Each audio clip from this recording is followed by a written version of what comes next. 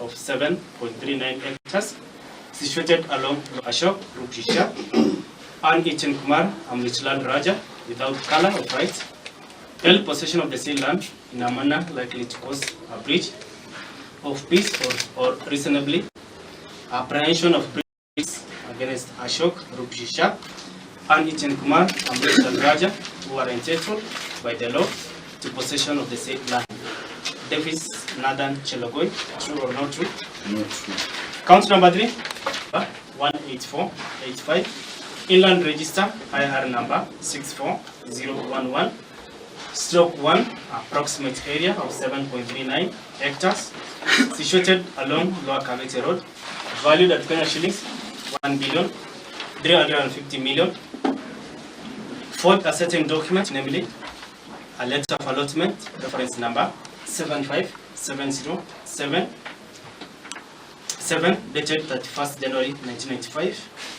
For land reference number 18485, Land Register IR number 64011/1, purporting to be a genuine and valid letter of allotment issued by the Commissioner of Lands.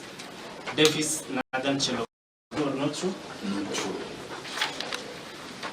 Count number 5, IR number 232908, bearing a forged signature and stamp impression of Pauline Acheng Pesa, to service number 80936, Detective Corporal Nicholas Ozuri, purporting them to be genuine and valid letter of allotment issued by the Commission of Lands and such, issued by Pauline Acheng Pesa, a land registrar with the State Department of Lands and Davis Chelogoi, true or not true?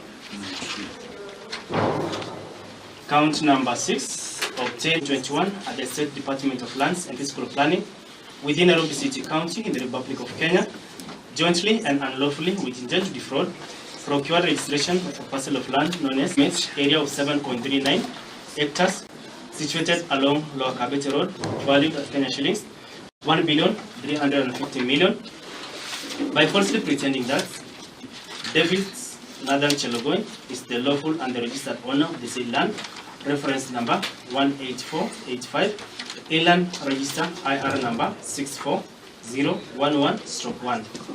Davis Chelogoi, true or not true? Not true.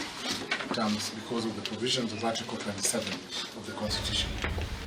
Anake Governor wa County ya Tana River